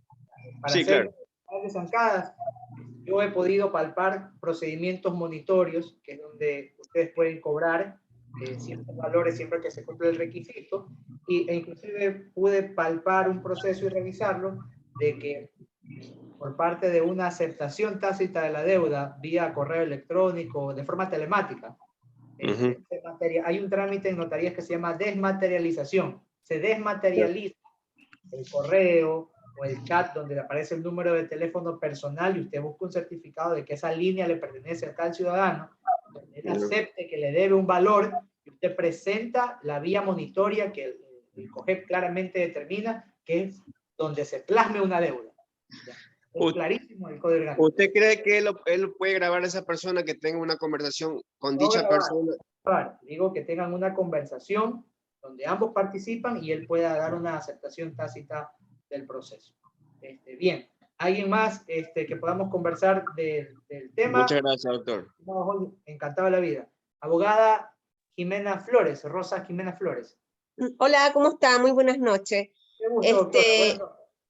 Una consulta. Yo tengo un tema de una impugnación de tránsito. Resulta que a mi cliente le pusieron una multa por el tema de por tener la licencia caducada, pero no le quitaron la licencia, sino que a él le pusieron la multa en esa hojita que le dan estos policías, los agentes, pero el vehículo de la esposa. Entonces, ahí iría la infracción para él, pero en el vehículo de la esposa. Claro. Mire. Pero para poder dar de baja esa impugnación, porque no le quitaron la licencia, no grabaron, no hicieron nada, solamente que fue un policía que los cachó y llamó a un agente de tránsito para que le pusiera la multa por el asunto de la licencia vencida, pero que no vio nada fue el agente de tránsito, no vio nada de esas cosas, sino que porque le designó el policía al agente de tránsito. Ya, yo si me encuentro dentro del término, yo impugnaría la misma multa de tránsito, ¿ya? El sustento legal, como no hay prueba, sería de que yo le escribiría en la impugnación que es sola que la rechazo y la impugno por ilegal e ilegítima, no presento prueba porque no tengo que demostrarle nada a la administración y con la presentación de la impugnación, estimada Rosa Jimena, ante el juez competente te da el acta de sorteo, que es lo que tú recibes al impugnar. Y esa acta de sorteo, más la petición inicial que usted, o sea, la impugnación, la agrapa y las presenta en la institución donde usted recibió la multa, si fue un policía, si fue un vigilante, dentro de 2 días término que tiene usted según el reglamento, para que le den la suspensión de la multa, y la multa queda suspendida hasta que se resuelva, porque el juez puede resolver en 3 o 6 meses, 1 año por último, pero queda suspendida, y eso hace que usted pueda renovar licencia, matricular el vehículo sin problema alguno, o sea, hacer como si la multa no existiera. Eso es lo que yo hago. Pero a ver, sí, porque se me detuvo un poquito el internet. O sea, se presentó la impugnación ante los 3 días. Se presentó ante los 3 días la impugnación por el asunto de que se impugnaba porque por la licencia y todo lo demás, pero porque el esposo de mi cliente, el que el esposo venía manejando, no le quitaron la licencia, sino que le cogieron porque tenía la licencia caducada. Pero más no se la quitaron nunca, pero el vehículo es de la mujer. No, solo en esos casos específicos yo solo le impugnaría porque el juez lo que le pide cuando recibe una impugnación a la institución de tránsito le pide los soportes, le dice muéstreme fotos, muéstreme algo, y si la institución no responde, pues usted le responde vía escrito diciéndole que se feneció el término y el plazo de respuesta a la institución pública y que le resuelva por auto definitivo, ni siquiera que le convoque audiencia, sino por auto definitivo. Pero bueno, eso es lo que... O sea, no habría necesidad de esperar que él convoque audiencia. Así es, yo lo haría así. Pero que si no responde el juez, porque a veces los jueces no responden, pues dicen de una vez ya convocan una audiencia. Ahí es la insistencia del abogado vía escrito. Sí, Ya. Ok, perfecto. Muchas gracias. Listo, estimada Rosa. Hemos cerrado el kiosco del tránsito y vamos a volver a los temas constitucionales, mis queridos compañeros, y vamos a darle lectura al artículo 427 de la Constitución. ¿Quién me puede ayudar con la lectura del 427, por favor?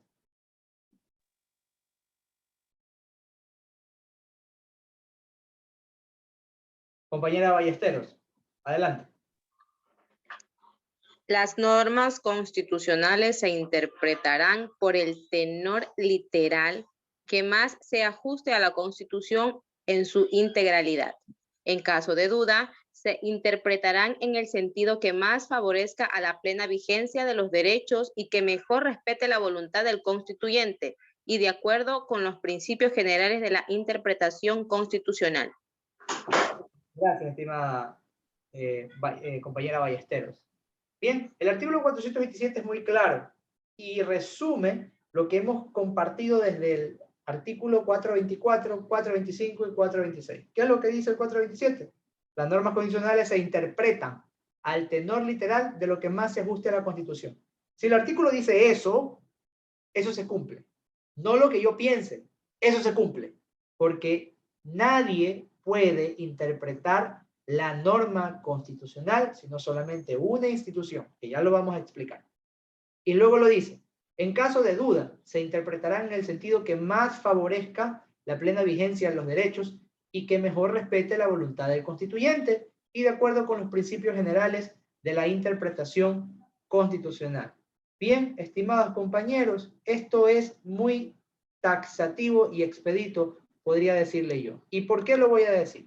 En la Constitución pro ser humano, vamos a escribir aquí, para que ustedes puedan analizarlo.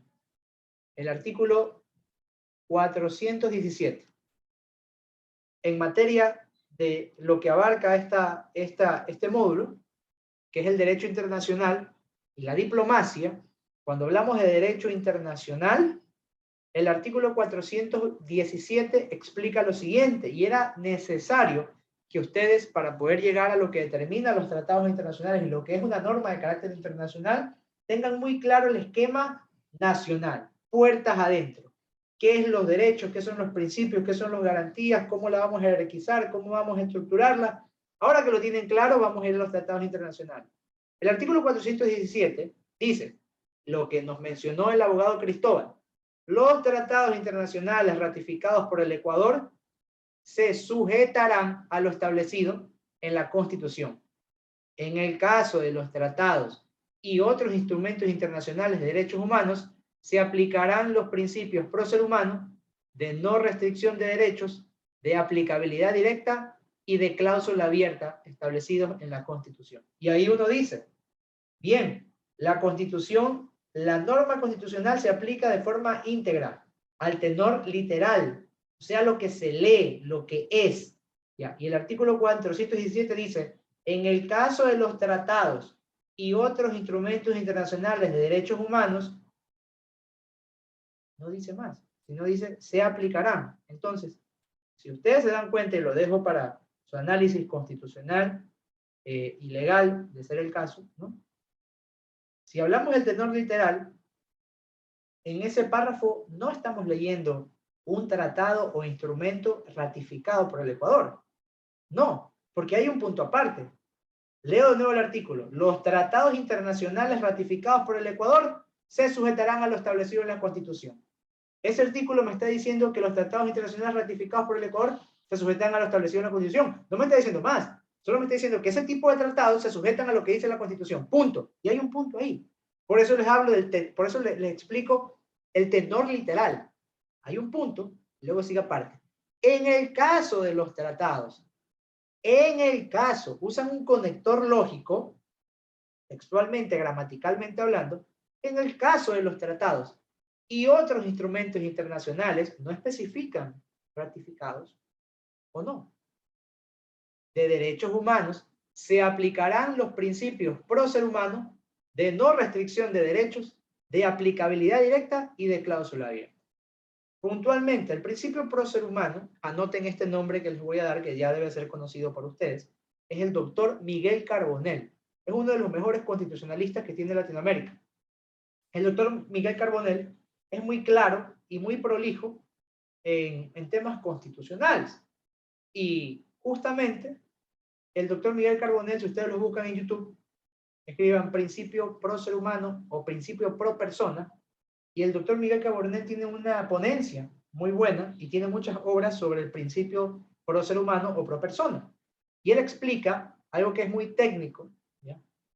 Que el principio que les expliqué y que quedó muy claro que es la vía para ejercer un derecho, el principio pro ser humano no es un principio, sino es un metaprincipio. ¿Y qué se refiere con un metaprincipio? Le da una categoría superior al principio. Dice que el principio pro ser humano es un metaprincipio porque de ese metaprincipio salen dos principios más.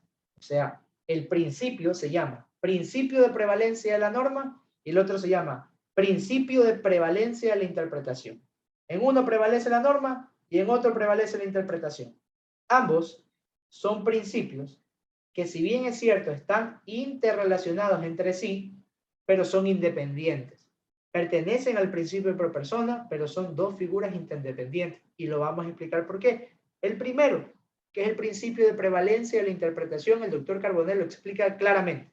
Dice que el principio de prevalencia de la interpretación aplica cuando dos normas tienen cuando una norma tiene una doble conceptualización o tiene una doble interpretación, si tú entiendes dos cosas del mismo artículo, debes obligatoriamente como ciudadano, y más aún el administrador de justicia, debe aplicar el que mejor amplíe el ejercicio del derecho o amplíe los sujetos del derecho en ese caso concreto. Prevalencia de la interpretación.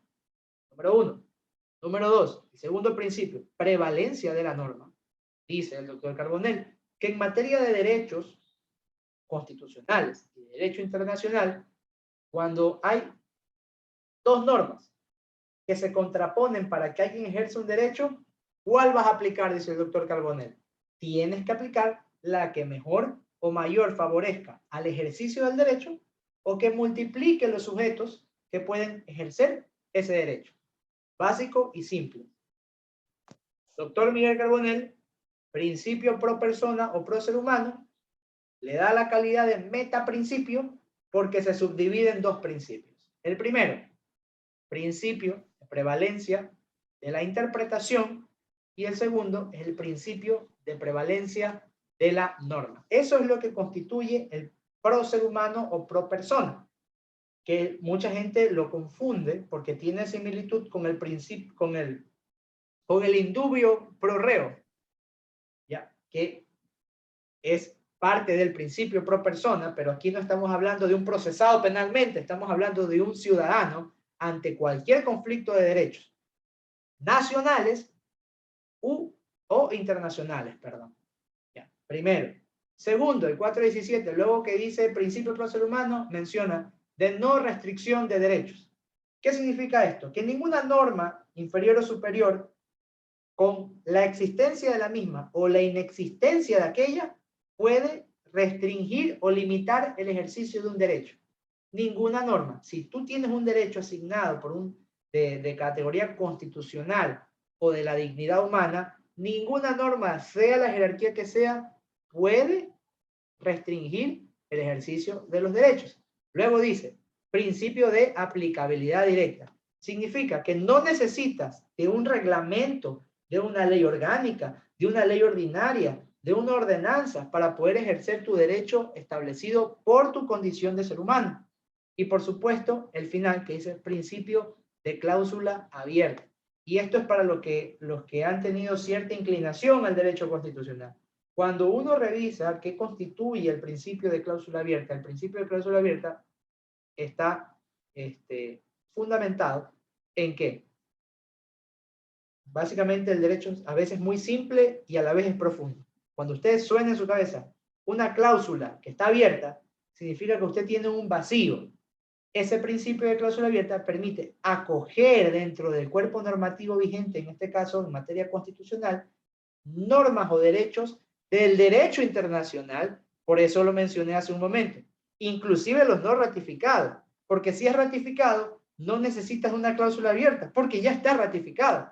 Cuando un derecho innominado no está ratificado, puede ser utilizado bajo el ejercicio de un principio. ¿Y cuál es el principio? El principio de cláusula abierta, que deja una ventana abierta para que si tú necesitas ejercer ese derecho, lo tomas y lo ejerces, siempre y cuando mejora las condiciones de ser humano.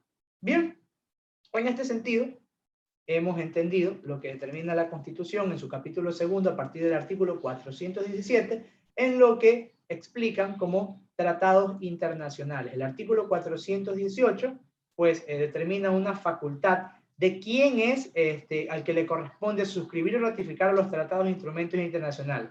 Y en este caso es muy claro y determina que quien lo hace es el presidente, o la presidenta o el presidente de la República. ¿Ya? En este caso, dentro de esta perspectiva, ¿qué entendemos como derecho internacional? ¿La compañera Ballesteros levantó la mano o fue de la vez anterior que la dejó levantada? Se quedó levantado, abogado. Listo. Entonces, el derecho internacional, para que ustedes lo entiendan, dentro de una perspectiva comparativa con el derecho nacional, hablamos del derecho internacional como del derecho constitucional. A mi parecer, el derecho internacional es el derecho constitucional fuera del país. Simple y sencillo, a mi parecer. Si hay una manera de simplificarlo, es el derecho constitucional fuera del país. ¿Por qué? Porque tiene similitudes de características de constitución, de elaboración, de cómo nació esa norma. Ambas se regulan en base a la naturaleza propia del ser humano, a lo que corresponde y es inherente del ser humano, del ser vivo. Por eso es que ha ido evolucionando e inclusive, hoy por hoy, la naturaleza, la flora y la fauna, específicamente hablando, son sujetos de derechos. Empezaron con el ser humano, hablando como personas, y fue evolucionando hasta que tenemos a la actualidad nuevos sujetos de derechos y tratados internacionales, de multiplicidad de variedades. El Tratado Internacional del Derecho de los Niños, el Tratado de Tratados, el Pacto de San José de Costa Rica, la Declaración Universal de los Derechos Humanos, ¿ya? Tenemos el Pacto el Pacto y Tratado contra las Armas Nucleares, y así sucesivamente. Tenemos un montón de tratados internacionales, muchos ratificados, otros no, ya por los estados partes, pero que son parte del sistema internacional de derechos humanos. En este sentido, ¿quién, al igual que en el país, en el Ecuador tenemos la llave del derecho constitucional? ¿Quién es el dueño de la constitucionalidad en el país? La Corte Constitucional. La Corte Constitucional y su pleno, ¿ya?, son quienes, a efectos de explicar, tienen la llave del constitucionalismo, porque solo ellos pueden interpretar la Constitución. Solo ellos pueden decir, esto es constitucional y esto es inconstitucional. Entonces, la Corte determina dos controles. Anoten y ténganlo muy claro. Dos controles. El control concreto o concentrado y el control difuso. Y lo explico porque lo que sucede en el país sucede en el derecho internacional. Ustedes que se van a especializar en diplomacia, con esto salen pero puliditos. Préstenme atención. El derecho constitucional aquí en el país lo regula solamente la Corte en base a sus dos controles. El control concreto concentrado y el control difuso. Ahora, ¿qué entienden ustedes por un control concreto?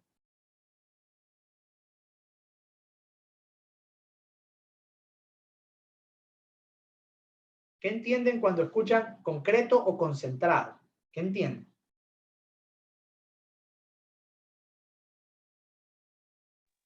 Es como la esencia de... Como una esencia, dijeron por ahí, ¿verdad? ¿Alguien más? Se refiere a un punto específico. A la especificidad de algo. No sé, creo que alguien nos silbó. Ojalá sea por algo bueno. Pero bueno, ¿alguien más quiere opinar? Bueno, según el concepto de ese control concreto de constitucionalidad, el control concreto de constitucionalidad tiene por finalidad garantizar la constitucionalidad de la aplicación de las disposiciones jurídicas dentro de los procesos judiciales. Perfecto, eso es un concepto. Pero tal cual lo dijo Jacqueline y lo dijo también el doctor Cristóbal, se refiere a la especificidad, a una esencia. Y cuando la Corte dice, yo tengo el control concreto concentrado, significa que la interpretación constitucional solo es para ellos. Aquí los únicos que determinan qué es constitucional y no es la Corte Constitucional y su pleno. El pleno de la Corte es quien decide. A esa capacidad de interpretar la Constitución se le denomina control concreto o concentrado. Y ahora bien, lo que se les mencionó hace unos momentos, cuando el compañero Cristóbal dijo, las garantías son, parte de las garantías es la acción de protección, la acción de habeas corpus, la que todo el mundo ya conoce, son garantías jurisdiccionales. ¿Y quiénes conocen ese tipo de demandas? Los conocen todos los jueces de primer nivel. Los laborales, los de niñez, los mercantiles, los civiles, si se inventan una nueva materia, ese también la conoce. Porque los jueces de primer nivel están investidos del control difuso. ¿Qué viene a ustedes cuando escuchan difuso? ¿Qué escuchan de difuso? ¿Qué entienden de difuso?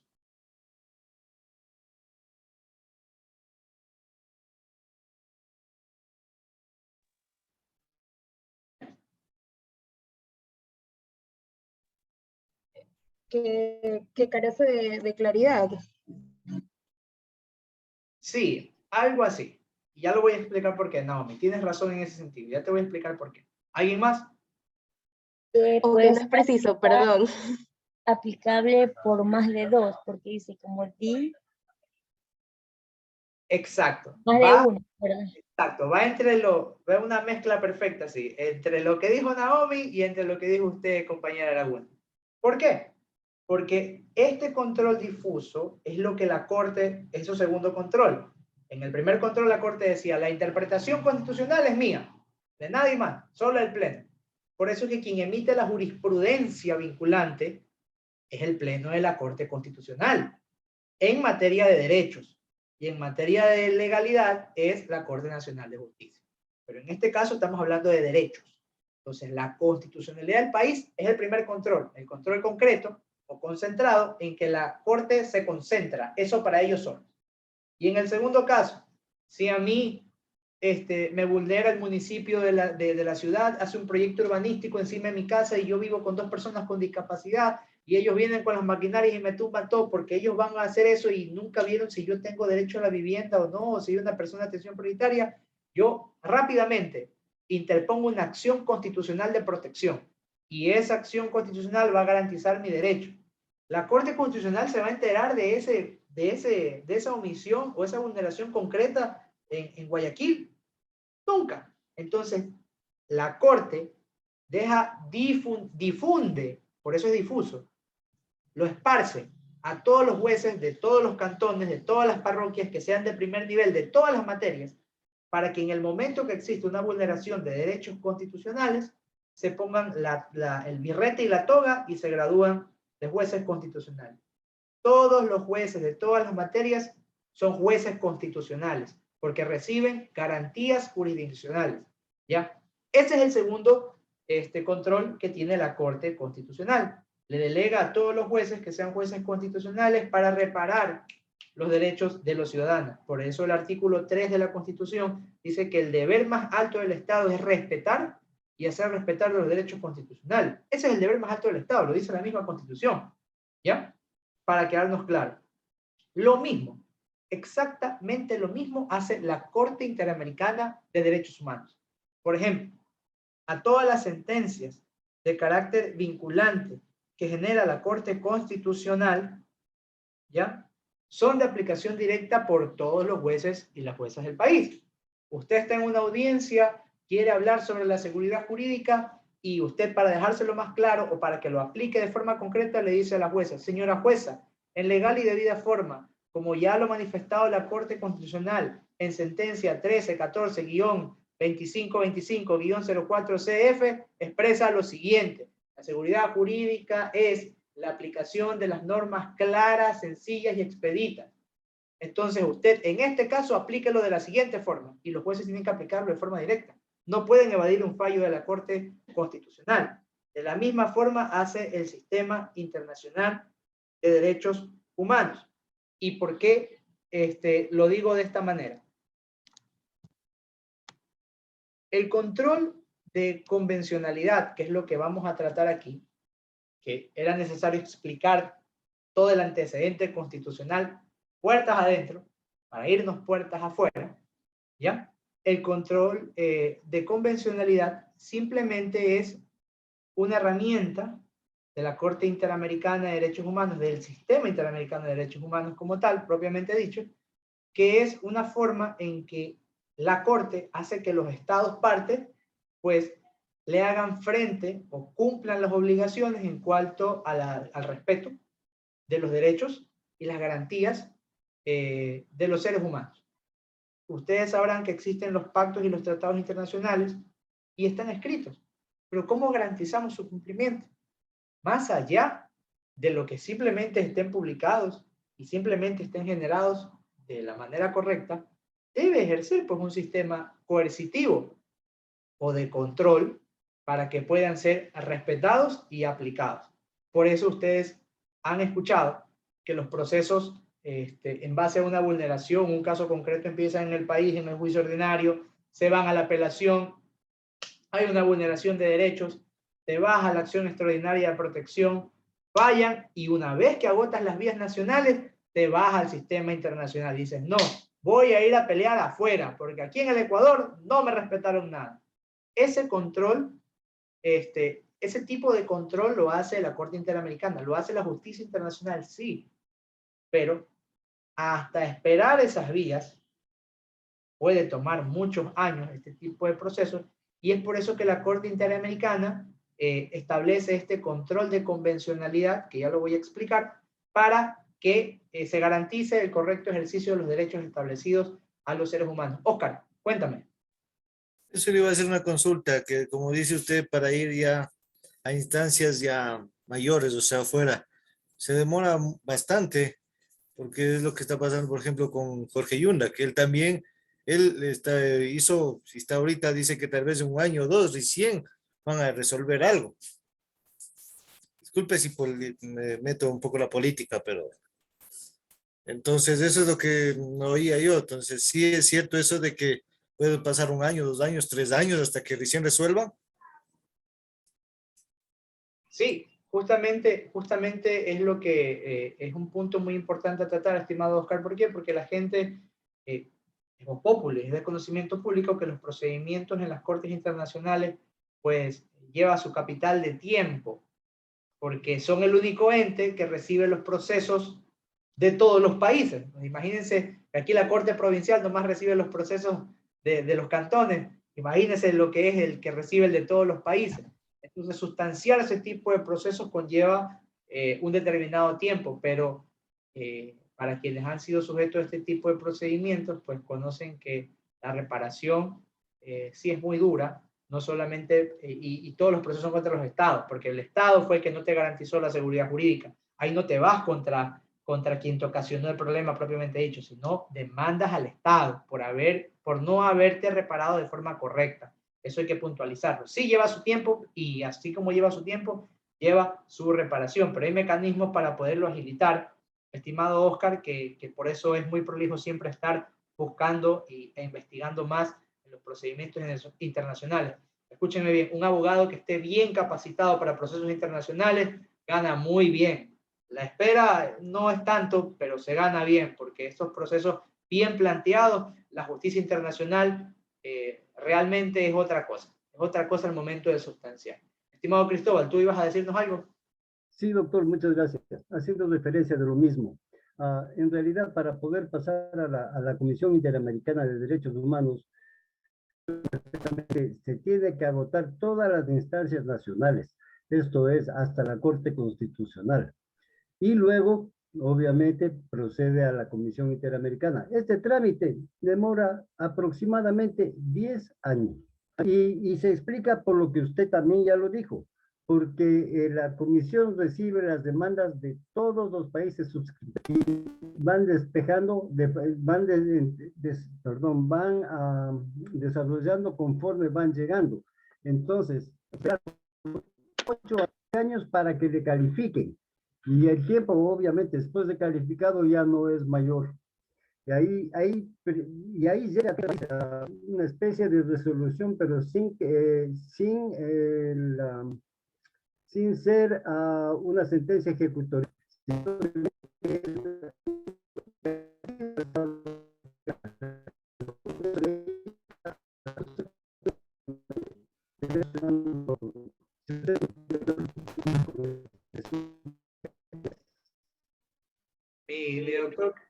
doctor Cristóbal, no, creo que la última parte no sé si fue mi audio o el de todos, pero no le pude comprender. Si usted me puede repetir la parte final, espectacular. De acuerdo, doctor. Yo indicaba que este trámite se lo realizaba, para que salga a la Comisión Interamericana de Derechos Humanos, de haber sido primero agotada todas las instancias nacionales. O sea, por último, o sea, la última instancia es la Corte Constitucional. Una vez que ya que se aprobó o se negó, generalmente suele pasar cuando se niega el caso que ha ganado todo. Entonces, ¿qué es lo que hace? Espera un turno para que le califiquen. Y una vez que le califican, quiere decir que prácticamente su turno llega casi a los 8 años. Conocen el asunto y luego mandan la resolución, que no tiene carácter vinculante, no es sentencia ejecutoriada.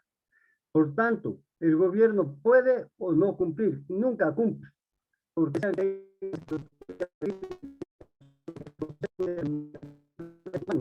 por tanto, la comisión, una vez que el sujeto ha sido negado por la demanda ante la comisión, sobre la comisión en ese momento, y ya no el sujeto, sino la comisión, y demanda ante el Consejo Interamericano para que se resuelva esto, por cuanto el país es suscriptor de ese comité. No sé si...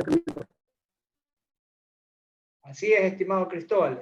Hay que poder ser muy prolijos, por eso les decía justamente, ¿no? El abogado que maneja derecho internacional es un abogado que va a tener muy buenos honorarios. ¿Por qué? Hay que diferenciar muy bien las sedes. Una cosa es la Corte Interamericana y otra cosa son las cámaras independientes de derechos humanos que no tienen fuerza vinculante o coercitiva. ¿Ya? El sistema internacional se basa en la Corte Interamericana y en materia penal en la Corte Penal Internacional, que tienen sede en Roma. Hay que tener mucha ubicuidad al momento de determinar la jurisdicción internacional y qué tipo de proceso vamos a plantear. Muy bien, estimado Cristóbal. Está bien enterado del proceso. Naomi Méndez, ¿quiere decirnos algo? Sí, quería mencionar lo puse en un comentario, lo del caso de Paola Guzmán, que fue ella murió en el 2002. En el 2005 fue detenido su agresor. Ella fue violada y después de eso se suicidó.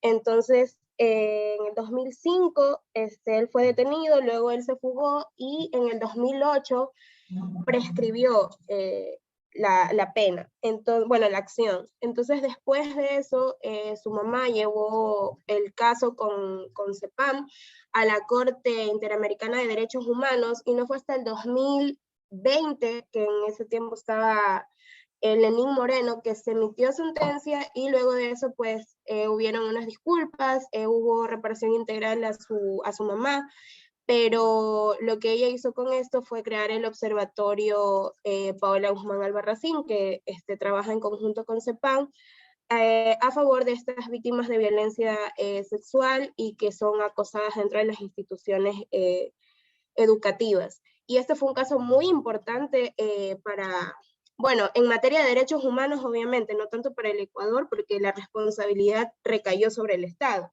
Entonces, nada, eso era lo que quería mencionar. Que es un caso muy interesante.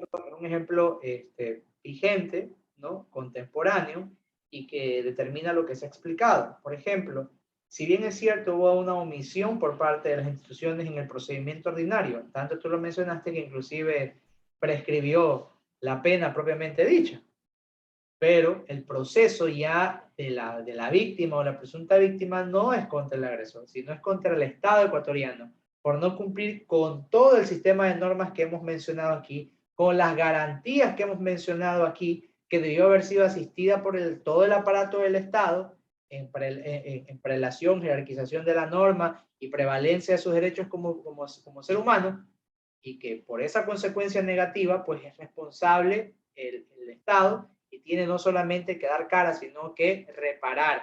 La reparación integral conlleva la económica, la social y la que la víctima crea pues que es sujeta y que el ente de control o jurisdiccional determine que es el correcto. Si más no recuerdo, Naomi, tú que estás más pendiente de este tipo de procesos, recuerdo que inclusive se elaboraron disculpas públicas por parte de la Fiscalía General del Estado, publicaron una placa institucional a favor de la víctima. Sí, en la Fiscalía. Sí, La Fiscalía tiene una placa conmemorativa.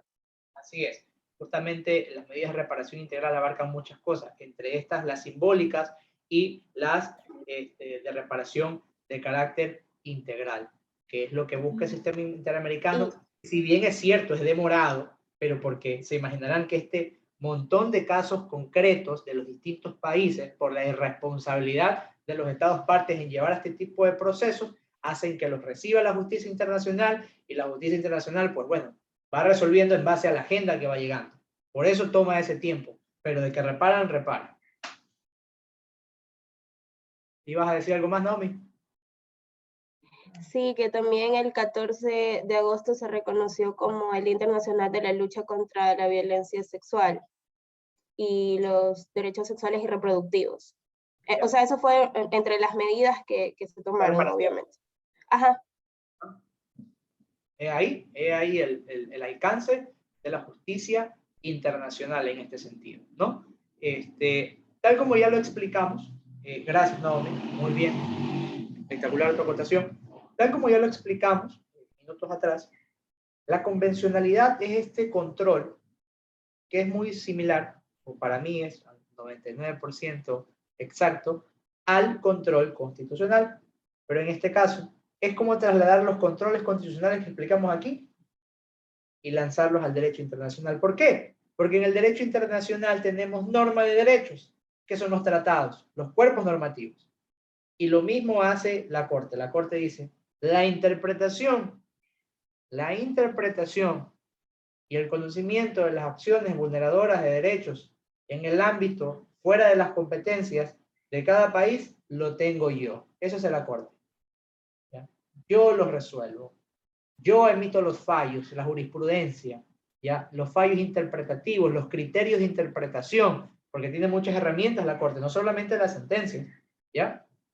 Tiene sus comisiones, por materia, por conflicto, todo lo genera el derecho internacional. Y dice, soy yo. Control concentrado de la convencionalidad. Y luego viene el control difuso de la convencionalidad. Y ustedes dirán, ¿será posible que el control difuso, que los jueces y jueces tengan que aplicar lo que digan los derechos, el derecho internacional, que tenga que decir el derecho internacional, que los jueces tengan que reconocerlo, que tengan que aplicarlo? Pues les digo, sí, no solamente porque los fallos de la Corte Interamericana de Derechos Humanos los dice, y aquí les cito una sentencia para que puedan buscarla. La Corte Interamericana, en el caso Cabrera García versus Montiel Flores, el caso Cabrera García y Montiel Flores versus el Estado de México, tuvo un voto razonado por parte del juez Eduardo Ferrer, que era el juez ad hoc del proceso, y con la sentencia determinó la responsabilidad de la aplicación directa que debe tener las sentencias y las normas de carácter internacional en las normas internas. Que las jueces y los funcionarios y funcionarias deben ser sujetos del control de convencionalidad, ¿ya? Entonces, encontramos en esa sentencia, que es de carácter de aplicación directa, pues bien, los jueces y juezas están obligados a aplicarlas, no solamente los fallos nacionales. En este sentido, voy a citar artículo que quiero que ustedes los lean conmigo.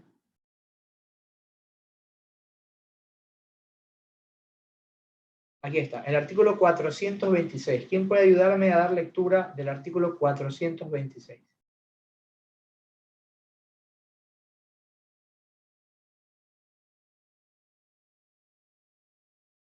Penélope Ortiz. A ver, doctor, artículo 426. Todas las personas, autoridades e instituciones están sujetas a la Constitución. Las juezas y jueces, autoridades administrativas y servidoras y servidores públicos aplicarán directamente las normas constitucionales y las previstas en los instrumentos internacionales de derechos humanos, siempre que sean más favorables a las establecidas en la Constitución, aunque las partes no las invoquen expresamente. Los derechos consagrados en la Constitución y los instrumentos internacionales de derechos humanos serán de inmediato cumplimiento y aplicación. No podrá alegarse falta de ley o desconocimiento de las normas para justificar la vulneración de los derechos y garantías establecidos en la Constitución, para desechar la acción interpuesta en su defensa, ni para negar el reconocimiento de tales derechos. Gracias, Penélope. Bien, esto ha sido muy claro y he podido subrayar en este artículo lo que quiero que tengan presente dentro de su proceso de estudio y su proceso del ejercicio profesional. El artículo 426 se refiere a todas las personas, autoridades e instituciones están sujetas a la Constitución. No dice solo los jueces y jueces, no dice que el secretario técnico de asentamientos irregulares, no que el director distrital del MIES diga, no, es que yo no soy juez, yo no voy a aplicar un tratado internacional. Perdón, todas las personas, autoridades e instituciones están sujetas a la Constitución. Punto aparte, las juezas y jueces, autoridades administrativas y servidoras y servidores públicos aplicarán directamente las normas constitucionales y las previstas en los instrumentos internacionales de derechos humanos, siempre que sean más favorables a las establecidas en la Constitución, aunque las partes no las invoquen expresamente. Usted no tiene que alegar, usted no está en el deber jurídico de alegar su derecho constitucional o su derecho internacional para que un funcionario judicial o de servicio público lo aplique, lo respete o lo ejerza. No hay impedimento alguno.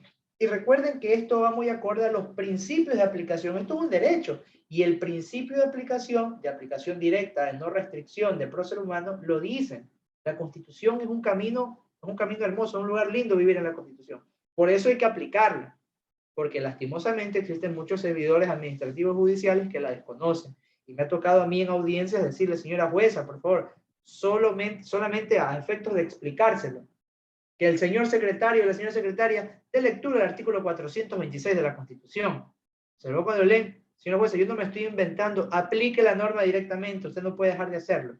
Sí, esto es una sede contenciosa, jurisdiccional, pero la administración pública en todo proceso, alcaldías, prefecturas, secretarías, subsecretarías, ministerio, todos, absolutamente todos los funcionarios emanados de la administración pública como facultad administrativa pública están obligados al cumplimiento irrestricto de lo que determinen los derechos constitucionales y los derechos establecidos en los cuerpos jurídicos del derecho internacional.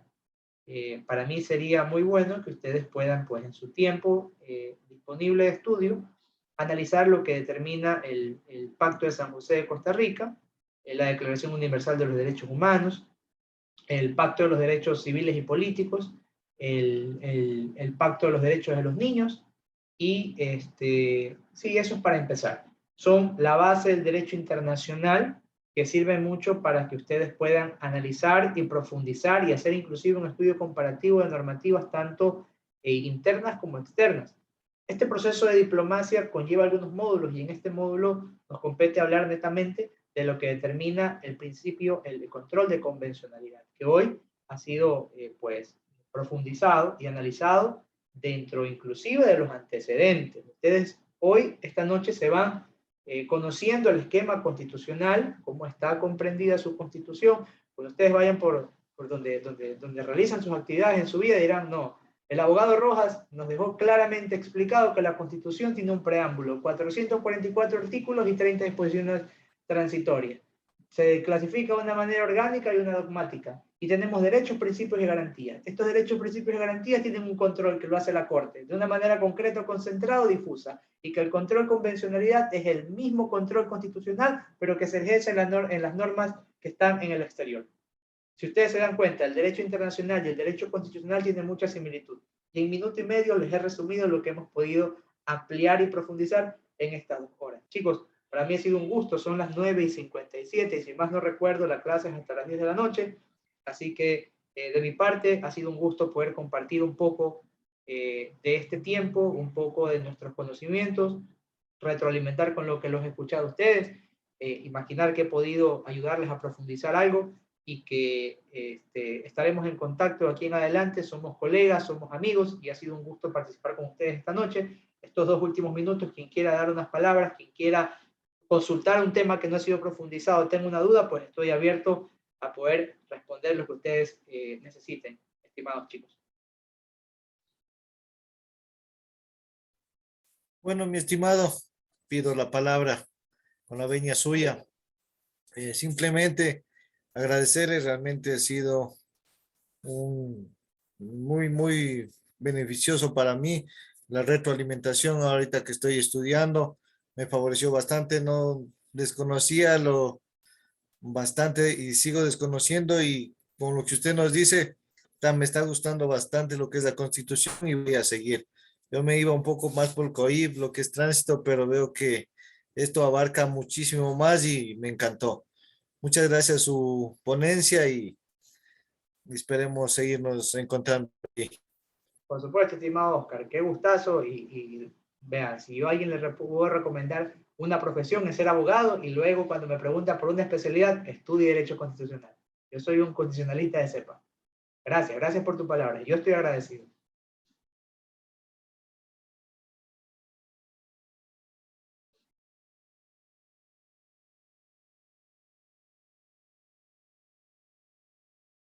Bueno, chicos, ya está por culminar la clase. Creo que esto está programado inclusive hasta el día de la noche. Ya les digo, si ustedes desean, les voy a dejar en el chat mi correo electrónico. Ustedes podrán escribirme y podré proporcionarle en el correo electrónico. Ustedes me envían un correíto, les dejo mi número personal para proporcionarles información de carácter normativo y constitucional para que ustedes puedan ampliar, dar lectura, que siempre es lo idóneo en este tipo de capacitaciones. Créanme que uno aprende mucho más a veces que en la misma universidad porque se sintetiza de mejor manera. Así que tomen este consejo de la mejor manera, sigan estudiando, sigan ampliando y que estos cursos son muy buenos para que ustedes pues profundicen más su área de estudio, chicos. Ahí les dejo el archivo. Entiendo que estas clases son grabadas, que pueden solicitarlas al administrador del programa, que es el doctor Valencia. Entonces, a su disposición siempre, chicos. Un abrazo y que tengan buena noche de parte de este servidor. Pasen bien, chicos. Muchas gracias, doctor. Buenas noches. Muchas gracias, doctor.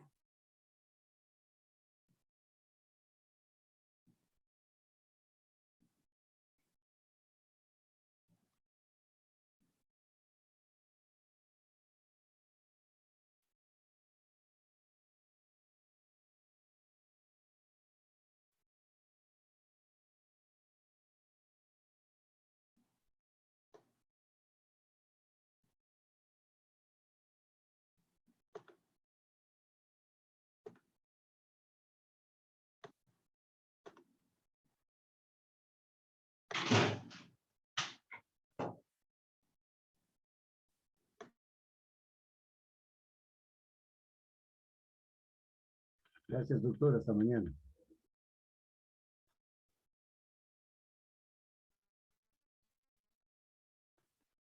Qué gusto, estimado. Pase bien.